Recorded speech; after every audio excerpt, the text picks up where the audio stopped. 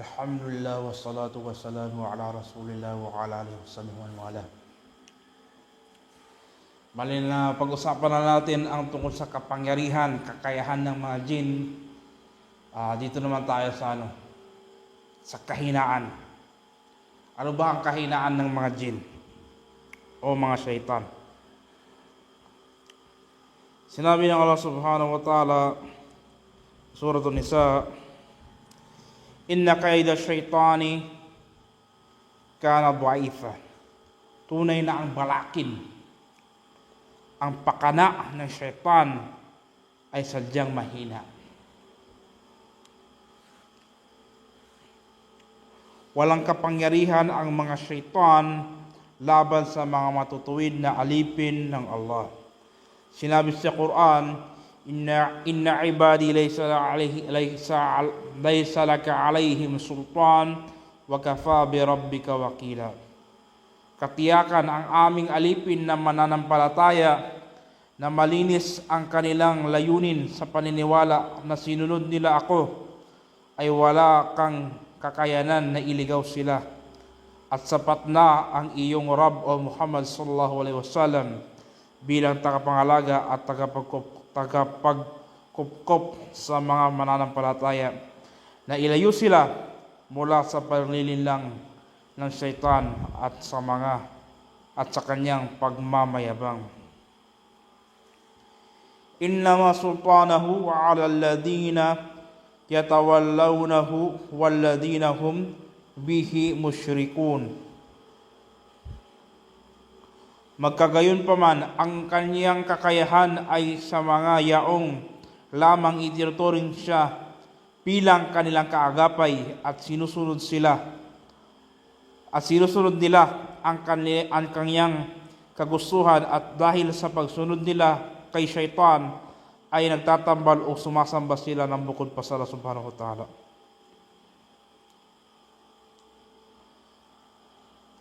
Sinabi ng Muhammad sallallahu alaihi wasallam, Alam tara anna arsalna shayatin. Sinabi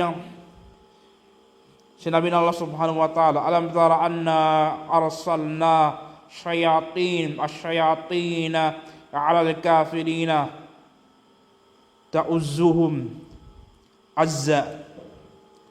Hindi mo ba nakita, O Muhammad, na kami ay nagpadala ng mga syaitan laban sa mga walang pananampalataya sa Allah at kanyang mga sugo, upang sila ang kumontrol sa kanila at ilayo sila sa pagsunod sa Allah tungo sa paglabag. Surat Maryam.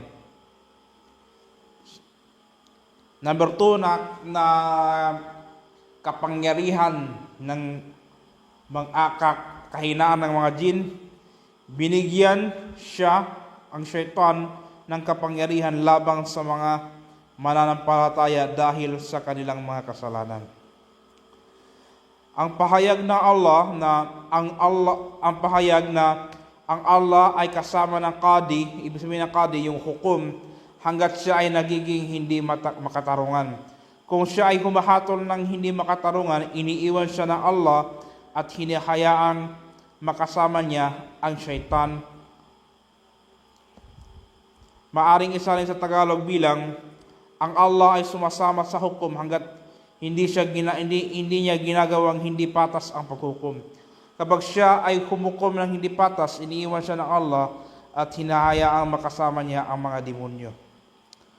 Number 3 na kahinaan ng mga jin, ng mga syaitan, takot ang ilang mga syaitan sa mga mananampalatayang tao. Sinabi ng Muhammad sallallahu alaihi wasallam, Inna syaitana la yakhafu minka ya Umar.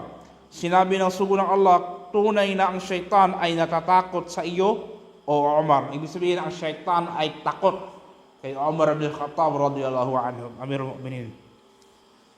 Sinabi ng Muhammad sallallahu alaihi wasallam din, Inni lara'a syayatin al-jinna wal-ins tafirru min Umar. Nakikita ko ang mga demonyo mula sa mga tao at sa mga jin na tumatakbo palayo kay Umar ibn Khattab. Sinabi ng Muhammad sallallahu alaihi wasallam, Innal mu'minna la yaqbilu ala nasiyati syaitanihi kama yaqbilu ahadukum ala nasiyati jamalihi fi as-safar.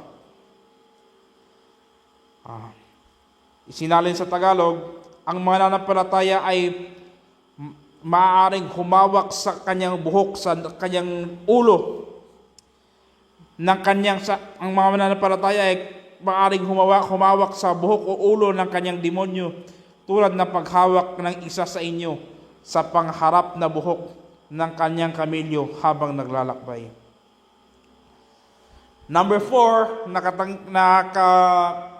kahinaan ng mga jin at shayatin. Ang mga jin ay napailalim sa kapangyarihan ng Nabi Sulaiman alayhis salam. Sabi pa sa Quran, wa minal jinni may ya'malu bayna yadayhi bi'idni rabbih wa may yazighu minhum an amrina nudhiquhu min a'dhabis sa'ir. At ipinasailalim din namin sa kanya, kay Sulaiman, ang mga jin, gumagawa sa kanyang harapan sa kagustuhan ng Allah, na kung kaya sino man ang tatanggi mula sa kanila sa mga jin, sa aming kautusan ay aming ipinag-utos sa kanila na pagsunod kay Sulaiman. Sino man ang tumangging sumunod kay Sulaiman, ay ipapatakim namin sa kanya ang parusa ng naglalagablab na apoy. Ibig sabihin, sino man sa jin ang tumangging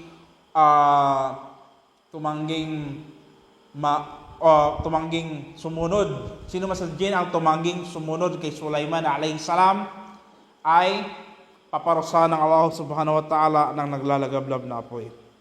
Number 5, hindi nila kayang gumawa ng himala.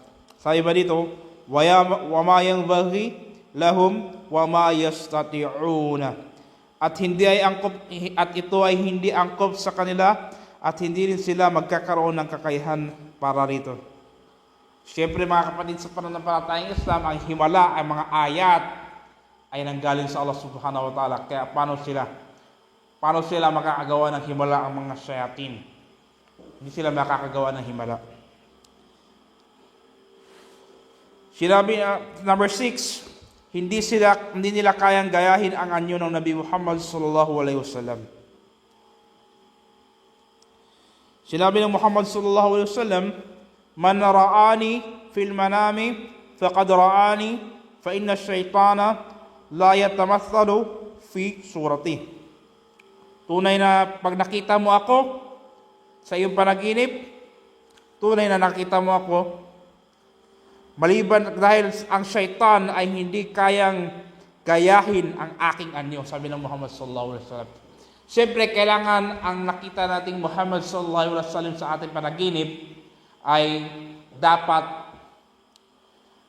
na kamukha ng mga nasa libro ng hadith.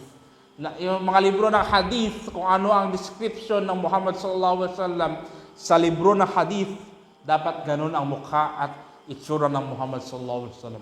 Hindi pwede magpakita sa iyo na blondie yung Muhammad sallallahu alaihi wasallam. Hindi naman blondie ang Muhammad sallallahu alaihi wasallam. Ibig sabihin, shaitan yun.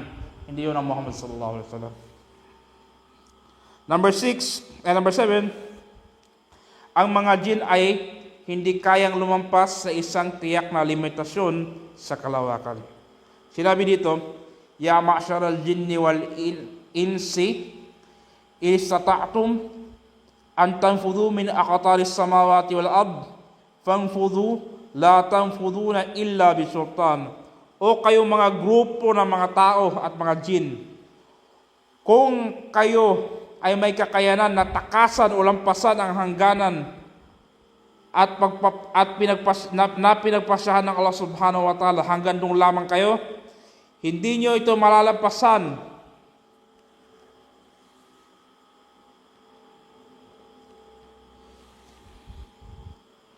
Ibig sabihin, hindi nyo malalampasan nyo sa lupa, hindi nyo, ulitin natin na.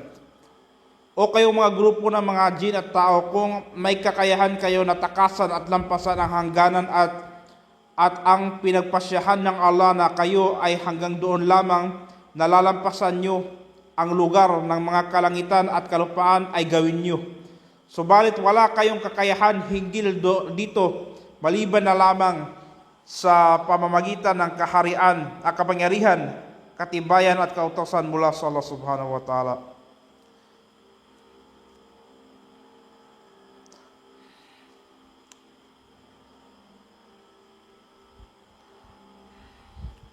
Sinabi sa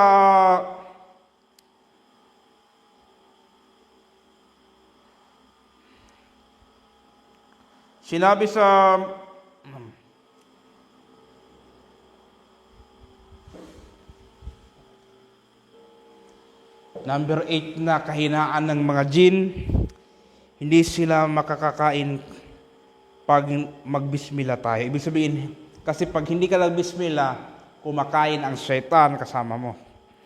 Ito po ang hadith sabi ng Muhammad sallallahu alaihi wasallam, ay sabi ng an Umar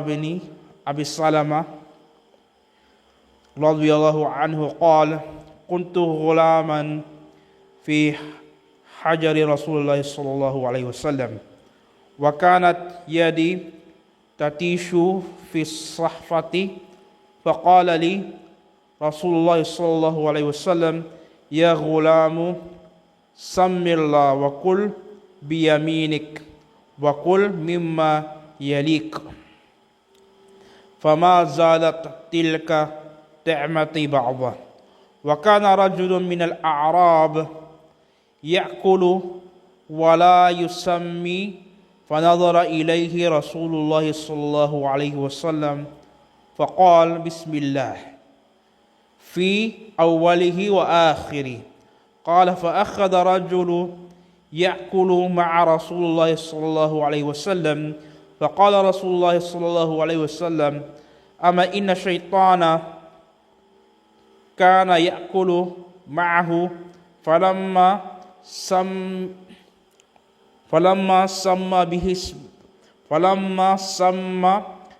بسم الله خرج من جوفه فقاء ما في بطنه رواه Abu Dawud wa Nasai.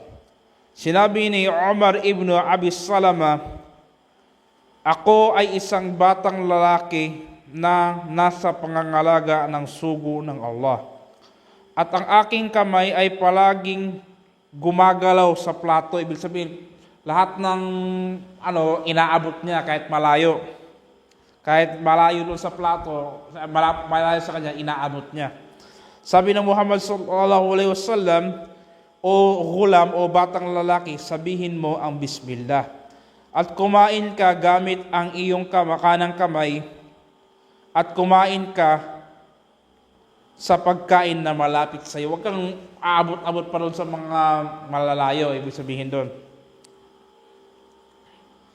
Sabi ni Umar, hindi ko na kailanman nakalimutan ang payo na ito.